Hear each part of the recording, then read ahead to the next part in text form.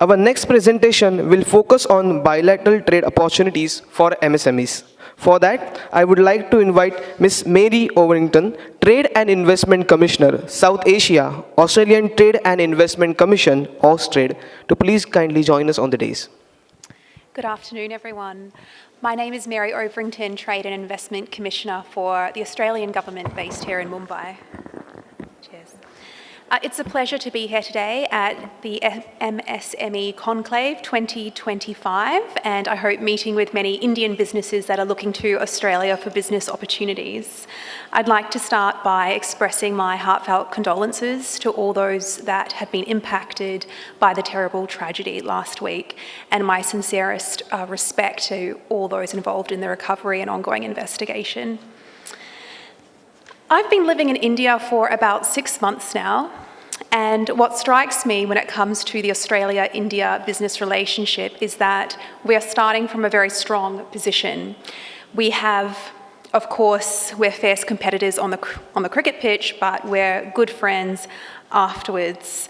We're natural partners. We have a close bond that's reinforced by strategic interests, by our democratic values, and the robust economic relationship that we have.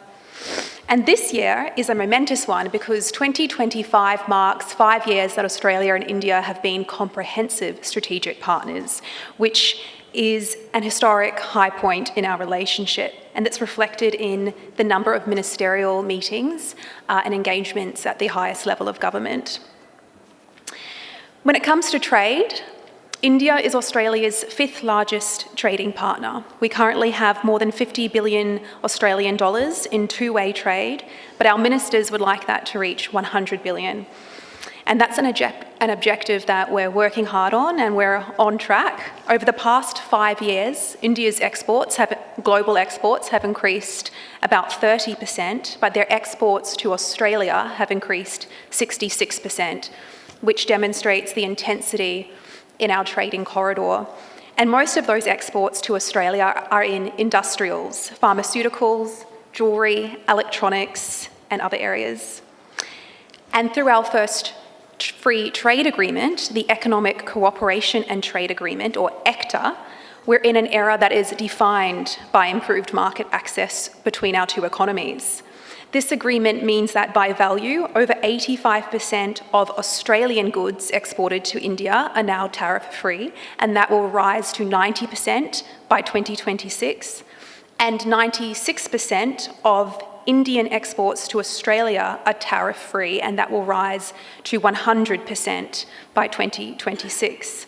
And that gives our exporters from both markets greater certainty and provides a springboard for further growth. Under ECTA, every item in the industrials category will be reduced to 0 tariffs over the next 7 months, which is 4 years since the trade agreement came into force, creating more tangible benefits. Benefiting in particular from the Indian side is agricultural exports. We now have nearly 1 billion Australian dollars of agricultural exports going from India to Australia in dairy products, vegetables, cereals, grains, which is very good news for Australians who want to buy Indian produce and as they look across the world to diversify their supply. And we can't talk about the Australia-India relationship without discussing IT. Australia is a key market for India's total IT exports, accounting for about 2.5%, and that's supported by initiatives such as the Australia-India Cyber and Critical Technology Partnership, and the India-Australia Rapid Innovation and Startup Expansion Accelerator, which supports emerging tech such as AI and cyber. Of course, ECTA has opened up market opportunities for Australians exporting to India. India is now our 4th largest export market, and a shared priority under the trade agreement was to remove barriers imposed on Australia's exports of energy resources. So those are now gone, which is wonderful, and we're also seeing growth in agricultural exports. That's a focus ground for us, particularly as we look to meet seasonal opportunities in the India market and complement food security and provide greater choice for the discerning Indian consumer. Over the last year, we've released a new Australia-India economic roadmap, and that guides cooperation across our two economies in 4 sectors which we consider the superhighways of growth. They are clean energy, education, business and tourism. And if I could shine a light on some of these superhighways for a moment. When it comes to clean energy, Australia and India are committed to net zero emissions, and we are well positioned to help our respective energy transitions. India, of course, positioning itself as a leading manufacturer of clean energy products, such as solar panels, and Australia having the skills and capabilities and resources to support this as the leading country in the adoption of rooftop solar. And we can collaborate and continue to do so in other areas, including green hydrogen production and energy storage solutions. And that market opportunity is truly recognised in Australia. Our education systems complement each other. India continues to be Australia's second largest source of international students, with more than 500,000 Indian students having studied in Australia. Today, there are about 130,000 Indian students currently studying in Australia, and they're making a valuable contribution to our classrooms and to our society. And we're seeing Mumbai become a hub for this.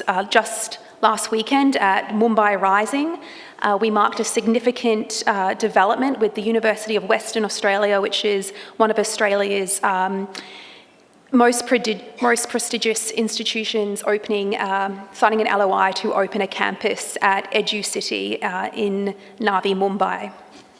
One of 4 foreign campuses that will open in EduCity.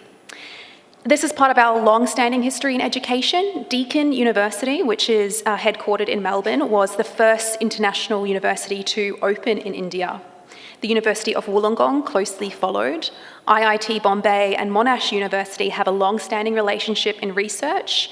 Similarly, University of Melbourne has partnered with Pune University on academic exchange, and some of our universities are working with the Bombay Stock Exchange on financial qualifications as well. So there are many sustained opportunities in that area. Other sectors primed for greater economic collaboration include healthcare and biotechnology. India's medical device market alone is growing at about 15% annually, and Australia is a world-leading location for life sciences. We've been ranked in the top 5 in the world for biotechnology innovation for the 3rd year in a row. Some global impact innovations that were invented in Australia include Wi-Fi, the bionic ear, ultrasound, the cervical cancer vaccine, spray-on skin, and many other global impact inventions that we see providing a springboard for greater collaboration with India. And lastly, a note, something that I think is worth noting is sports collaboration. Increasingly, that's playing a significant role in strengthening the economic ties between our nations. India's sports industry is on the brink of rapid growth, particularly gearing up for a potential 2036 Olympics bid, and Australia being the upcoming host for the 2032 Olympics. Last Sunday, I enjoyed the inauguration of the Rugby Premier League in Mumbai, and these sorts of sports moments, with Australia known for its expertise in sports management, training and infrastructure, bring more avenues for business. So there's much to look forward to between our countries. At the Australian Trade and Investment Commission, Austrade, our focus is to help you to study with, invest in or buy from Australia, and we do this through our on-ground presence. We have offices across the major cities in India, and through this presence and through our business missions and activities, we want to support more business success. So please do reach out if you would like more information. Thank you and enjoy the afternoon.